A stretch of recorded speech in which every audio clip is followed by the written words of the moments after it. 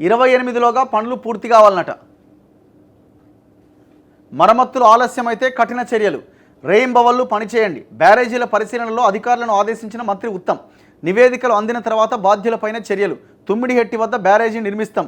Lakshmi pump హౌజ్లో 11 మోటార్లకు మరమ్మతులు చేయిస్తామని వెల్లడి. మరి ఇప్పుడు ఆ పంప్ హౌజ్ల కాంట్రాక్టర్ ఎవరండి? మెగా కృష్ణారెడ్డి. మరి మెగా కృష్ణారెడ్డి మీద కేసు ఏదండి? ఎప్పుడు మరి దాని మీద ఎంక్వైరీ ఏది లేదు. ఇప్పుడు మీరు వేసిన పీసీ ఘోషో ఇంకో ఘోషో కమిటీ ఏదైతే ఉందో ఆ జ్యుడిషియల్ కమిటీ, దాంట్లో ఈ పంప్ హౌజులు లేవు. మరి పంప్ హౌజుల మీద 11 మోటార్లకు మరమ్మతులు చేయిస్తామని చెప్తున్నారు. ఆ పంప్ హౌజులు మునగడానికి కారణం ఏంటని ఎందుకు చెప్పట్లే? మరి దానికి ఏది కమిటీ? జనాన్ని మోసం చేస్తున్నది ఎక్కడ? కాంగ్రెస్ గవర్నమెంట్. అంటే వీళ్ళు కూడా మోసమే చేస్తున్నారు, డౌట్ ఏం లేదు అందులో. వీళ్ళు మనల్ని ఎక్కడ మోసం చేస్తున్నారంటే మెగా కృష్ణారెడ్డిని కాపాడే ప్రయత్నం చేస్తుంది కాంగ్రెస్ గవర్నమెంట్. కేసీఆర్ మొత్తం మెగా కృష్ణారెడ్డి ద్వారా తెలంగాణ నిధులు మొత్తం దారి మళ్ళించి దోపిడీ చేసిండు. అందులో కొంత కాంగ్రెస్కి వాటా ఉన్నది, బీజేపీకి కూడా వాటా ఉన్నది. అన్ని పార్టీలకు వాటాలు ఉన్నాయి, సంఘాలకు వాటాలు ఉన్నాయి, మీడియాకు వాటాలు ఉన్నాయి, అందరికీ వాటా. ఎవరికి పోవాల్సింది వానికి పోయింది. అందుకే కదా మనం కాళేశ్వరం చదరంగం అంటున్నామని. దీన్ని ఏ రకంగా ఒక విచారణ పేరుతోని మోసం చేస్తున్నారు మనల్ని అంటే, కాళేశ్వరం మీద విచారణనేమో మీడియాలో వేస్తారు.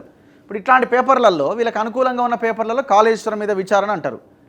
కాళేశ్వరం మీద విచారణ కాదు, అది కేవలం 3 బరాజుల మీద విచారణ. ఆ 3 బ్యారేజీల మీద మాత్రమే విచారణ. ఇప్పుడు నిన్న ఉత్తమ్ కుమార్ రెడ్డి గారు లక్ష్మీ పంప్ హౌస్ దగ్గరికి పోయిర్రు. 11 పంప్ హౌజ్లను మేము 11 మోటార్లను రిపేర్ చేస్తామని అన్నారు. ఆ మోటార్లు ఎందుకు మునిగినాయి? కారణం ఏంది?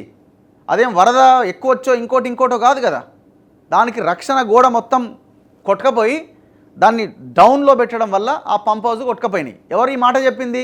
కేసీఆర్ దగ్గర సలహాదారుడిగా పనిచేసిన పెంటారెడ్డి గారే ఈ విషయం నాకు చెప్పారు. ఎప్పుడు ఎలక్షన్ అయిపోయిన వెంటనే నాకు ఇచ్చిన ఇంటర్వ్యూలో వెరీ క్లియర్. మరి ఇప్పుడు ఆ మెగా కృష్ణారెడ్డి మీద కేసులు ఏవి? అసలు దాని మీద కమిటీ ఏది? కమిషన్ ఏది? దానికి వేయరా? ఏ మేడిగడ్డ కుంగిందో ఆ కుంగిన 1 సంవత్సరానికి ముందే ఈ పంప్ హౌజులు మునిగిపోయినాయి, పంప్ హౌజులు ఇదైపోయినాయి, కోట్ల రూపాయలు ఖతం అయిపోయినాయి. మరి ఎట్లా మరమ్మతులు చేస్తామంటున్నారు? కేసే ఎవడు భరించాలి? దాన్ని తెలంగాణ ప్రజలు భరించాలనా? ఎవడి అకౌంట్లోకి వేస్తారు ఈ పంప్ హౌజుల ఈ మోటార్ల రిపేరు? మెగా కృష్ణారెడ్డి అకౌంట్లోకి వేస్తారా? చెప్పండి. మరి ఇది కూడా కాంట్రాక్టర్తో కట్టిస్తామని, మెగా కృష్ణారెడ్డితో కట్టిస్తామని ఎందుకు ఆయన పేరు మీ నోట్ల నుంచి వస్తలేదు? ఏ మీడియా అన్న మాట్లాడదు. ఒక్క యూట్యూబ్ ఛానల్ ఇవాళ మొత్తం కేసీఆర్కి భజన చేసి కాంగ్రెస్ని లేకపోతే బీజేపీని ఇంకొకరిని విమర్శించే వాళ్ళు, కాంగ్రెస్ని పైకెత్తేవాళ్ళు, బీజేపీని పైకెత్తేవాళ్ళు ఎవరన్నా మెగా కృష్ణారెడ్డి పేరెత్తామనండి.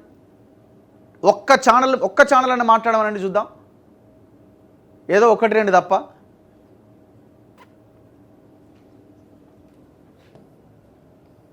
ఈ కేసులు విచారణ అన్నది బోగస్.